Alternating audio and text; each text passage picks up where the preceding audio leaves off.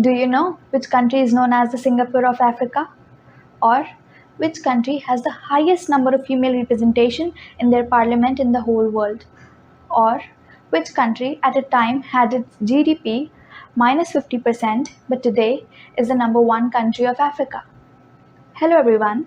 Today I'm going to share with you all the transformational journey of a small country named Rwanda.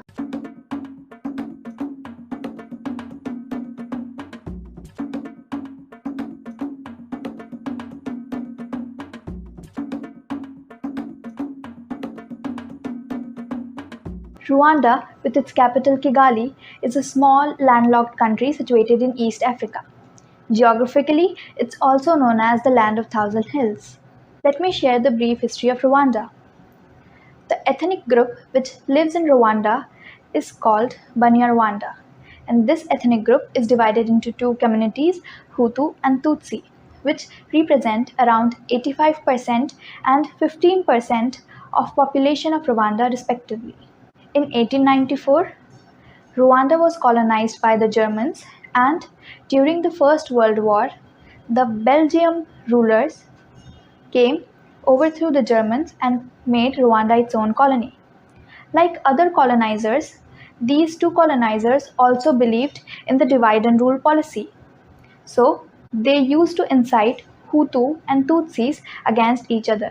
After long years of suffering, the Hutus revolted in 1959 and they were successful in making Rwanda an independent country in the year 1962. But even after independence, the conflicts, the communal violence, and frictions between the Hutu and Tutsis continued, and this reached at peak in 1990 when the Tutsis declared a civil war, and as a result, the Hutu extremists conducted a genocide in the year 1994, where around 1 million people were killed, most of them men belonging to Tutsi community. Around 15% of population of Rwanda vanished in this genocide in the span of 100 days. This incident is what is called as the Rwandan genocide. After this was over, the leaders of Rwanda were determined to move this country ahead, and they formulated some reforming policies and measures to make Rwanda better. The Civil War was a time when the country had its GDP minus 50%.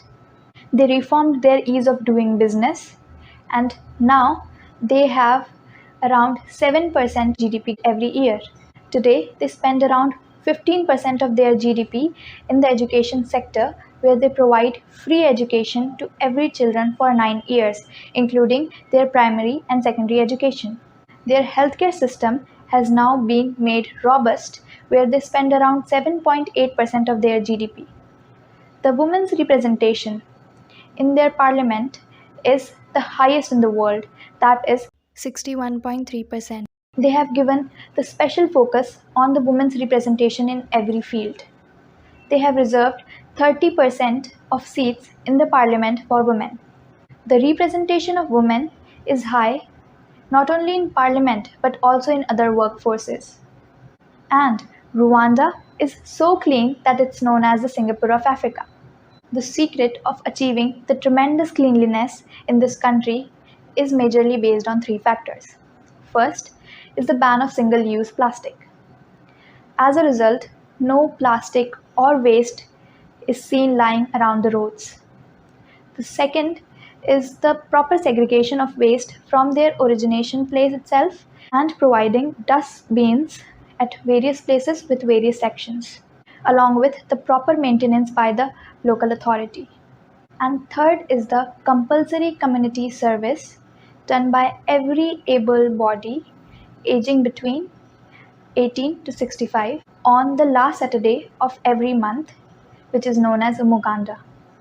Interestingly, the presidents and the leaders of the country also join the common citizens for cleaning and maintenance purpose. They have made cleanliness a patriotic duty, and as a result, we have this beautiful, clean country of Africa. So I believe that the reforms which this country had made in the sectors of education, healthcare, women's representation, and cleanliness are some areas from which every developing country can take cue from. Thank you.